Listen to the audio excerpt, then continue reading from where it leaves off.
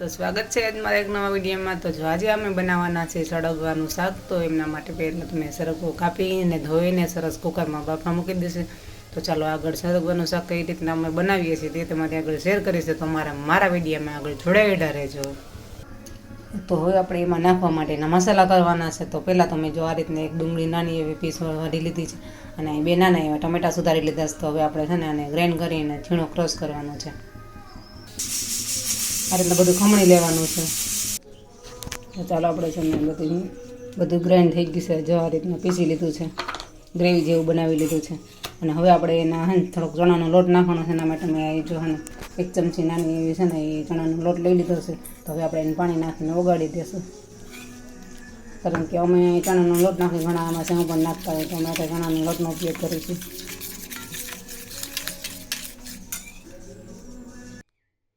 ચાલો તો આપણે છે ને 2 સીટી પાડી છે। આપણે હજી સીટી નથી પાડી, કારણ કે હરગવો છે ને જાજો બફાઈ જાય ને તો વિખાઈ જાય, એના માટે આપણે છે ને અહીંયા આ રીતના આપણે જો સરગવો સરસ મસ્ત બફાઈ ગયો છે।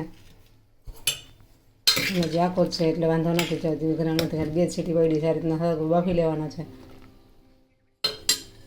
સરગવો બફાઈ ગયો તો હવે આપણે વઘાર કરવા માટે આગળની પ્રોસેસ કરીએ।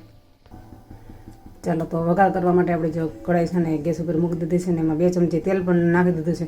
તો હવે આપણે રાઈ ને બધું નાખશું।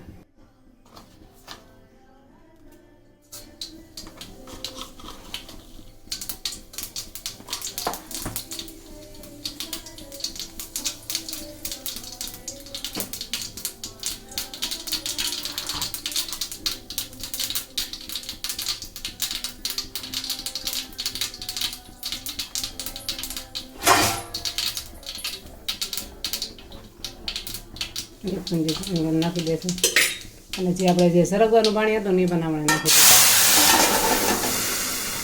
આ રીતના આપણે વઘાર કંઈક કર્યો છે, તમે જોઈ શકો છો। તો હવે આપણે આ બધી પેસ્ટ બનાવી હતી ને આપણે ઉમેરી દઈશું।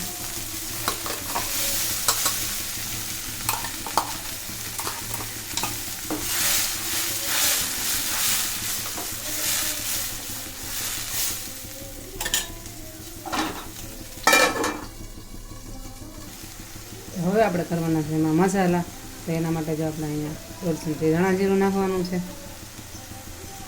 પાકની ચટણી નાખવાની છે, 1 ચમચી નાખી હતી ને 1 ચમચી એટલે આપણે 2 જાતની ચટણી થઈ ગઈ। ને આ ગરમ મસાલો અને મીઠું તો આપણે ચાખીને નાખશું, કારણ કે હરગવાનું પાણી નાખ્યું એમાં મીઠું નાખેલું હતું, એટલે આપણે મીઠું સ્વાદ પ્રમાણે ચાખીને નાખશું।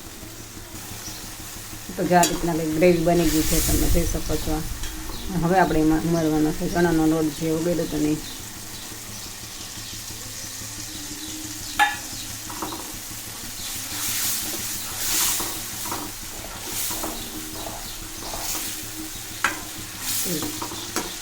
તમે જોઈ શકો છો આ રીતના જો તેલ અલગ પડી ગયું, મસાલો પણ અલગ પડી ગયો। આ રીતના કેવી રીતે બની ગઈ છે। હવે આપણે ઉમેરી દઈશું એમાં બાફેલો સરગવો, એને આ રીતના હલાવી લેવાનું છે।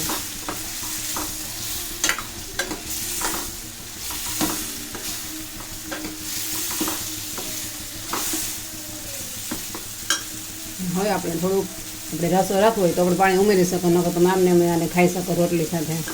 તો આપણે થોડું પાણી ઉમેરીએ, આમાં રસો કરવો છે આપણે।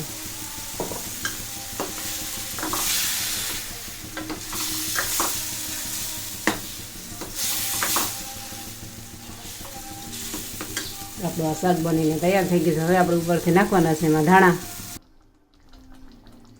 ઉપરથી થોડુંક આપણે છે ને નમક નાખી દઈશું, કારણ કે એ નમક આપણે ચાખીને નાખવાનું હતું, તો આપણે છે નમક નાખી દીધું છે।